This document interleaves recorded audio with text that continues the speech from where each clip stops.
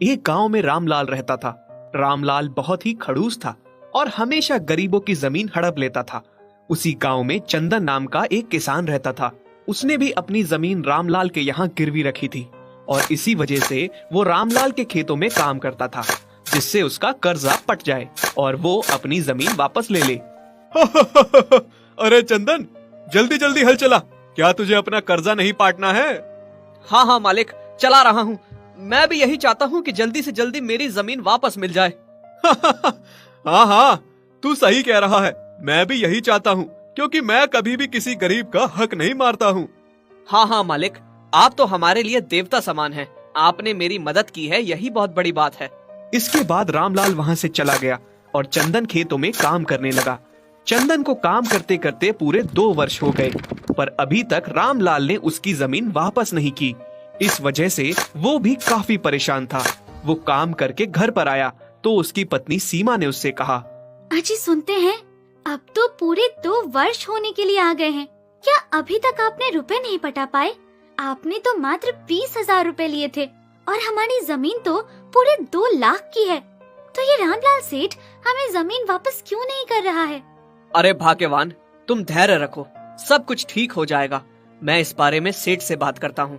वो बहुत ही चालाक हैं। इस वजह से मुझे नहीं लगता कि वो आसानी से हमारे खेतों को वापस करेंगे। अगर उसने खेत वापस नहीं करे तो हम तो बर्बाद हो जाएंगे। हम क्या करेंगे? क्या हमें पूरी उम्र इसी तरह काम करना पड़ेगा?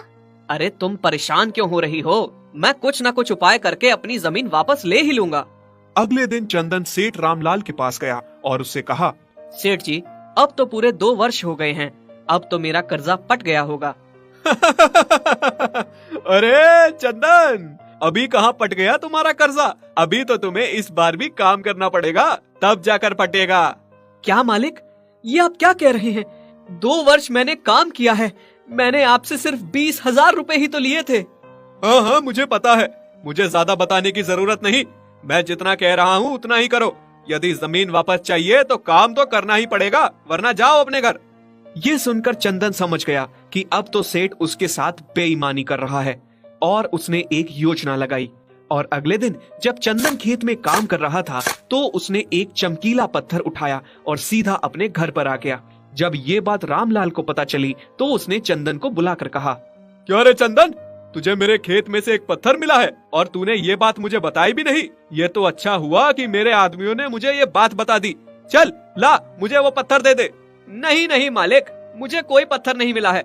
लगता है आपको कोई गलतफहमी हुई है। नहीं, मुझे कोई गलतफहमी नहीं हुई है। मेरे आदमियों ने कहा है कि तुझे एक बहुत ही सुंदर पत्थर मिला है। जरूर वो हीरा होगा, इसीलिए तूने मुझसे झूठ बोला है। जल्दी से पत्थर दे दे।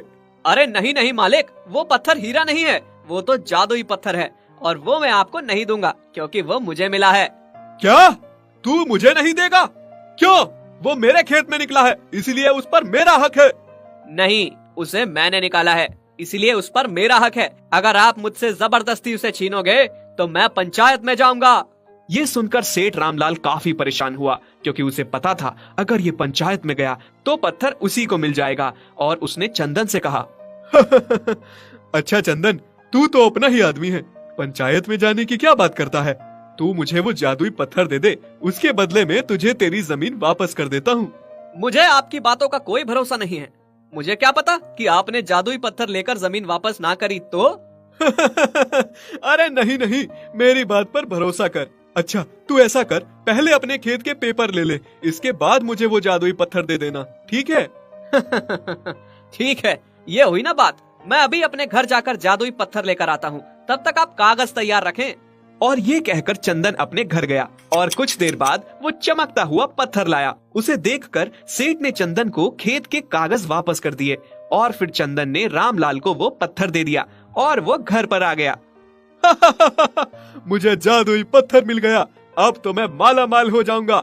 हे जादुई पत्थर, मुझे बहुत सारा सोना चांदी दे दे। पर पत्थर ने उसे कुछ भी नहीं दिया।